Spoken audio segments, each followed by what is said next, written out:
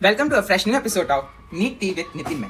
आज हम बात करेंगे ये चीज़ों को कैसे लॉन्ग टर्म तक के लिए रिमेंबर कर सके। घंटों पढ़ते हो फिर भी सब भूल जाते हो, वो भी कुछ ही दिनों में। आज बात करते हैं कि उन चीज़ों को कैसे रिमेंबर रख सकते हैं, वो भी टॉपर स्टाइल में। रियल रीजन क्यों हम इतने जल्दी क्यों भूल जाते हैं। वास्तविकता में तो हमारी मस्तिष्क यानी हमारा ब्रेन उन चीज़ों को अच्छे से स्टोर नहीं करता। किसी भी चीज़ को हाईलाइट कर लेना या रीड कर लेना हमारी मेमोरी को लिंक, हमारी ब्रेन मेमोरी से लिंक नहीं होता। हम वास्तविकता में चीज़ों को भूलते नहीं, केवल हमारे ब्रेन ने उसे अच्छे तरीके से स्टोर नहीं किया हुआ है। यही मुख्य कारण है कि हम चीज़ों को बहुत ही शीघ्रता से भूल जाते हैं।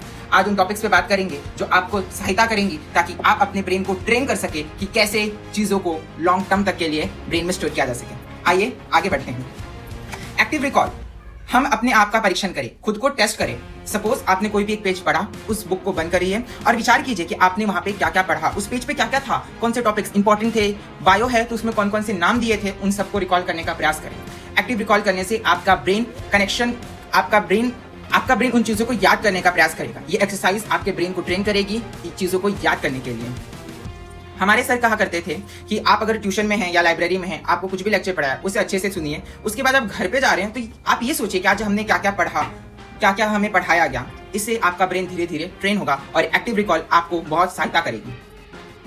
रिपीटेशन, रिवीजन करना बहुत जरूरी है। बच्चे कहते तो हैं कि भाई मैंने तो सब पढ़ लिया है, लेकिन वास्तविकता में उसे रिवीजन नहीं करते। रिवीजन ना करने के कारण उन्होंने जो पढ़ा था उसे भूल जाते हैं और उन्हीं टॉपिकों को उन्हें वापस से पढ़ना पड़ता है। पुनः एक ही चीजों को बार बार उन्हें पढ़ना पड़ता है। तो रिपीटेशन करना चाहिए, यानी रिवीजन करना चाहिए। रिवीजन रोज नहीं करना है, स्मार्टली पढ़ो। रिवीजन कैसे करना है, सपोज आपने कोई भी एक टॉपिक आज पढ़ा, उसे कल पढ़िए, फिर 3 दिन बाद, फिर 5 दिन बाद, फिर 7 दिन बाद, फिर 15 दिन बाद, फिर 1 महीने बाद। तो ऐसे आपकी ब्रेन उस चीजों को कनेक्ट रहेगी और उनको भूलेगी नहीं।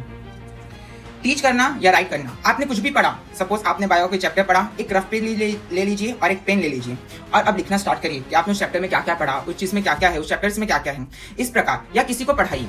पढ़ाने से या लिखने से हमारा कॉन्सेप्ट क्लियर हो जाता है और हम चीज़ों को बहुत देर तक याद रख पाते हैं।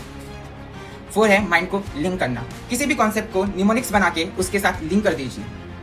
लिंक करने से आप चीज़ों को अच्छी तरह से याद कर पाओगे। हमारे क्लास में जेनेटिक्स का लेक्चर स्टार्ट था, उसमें स्टॉप कोडन हमारे सर पढ़ा रहे थे।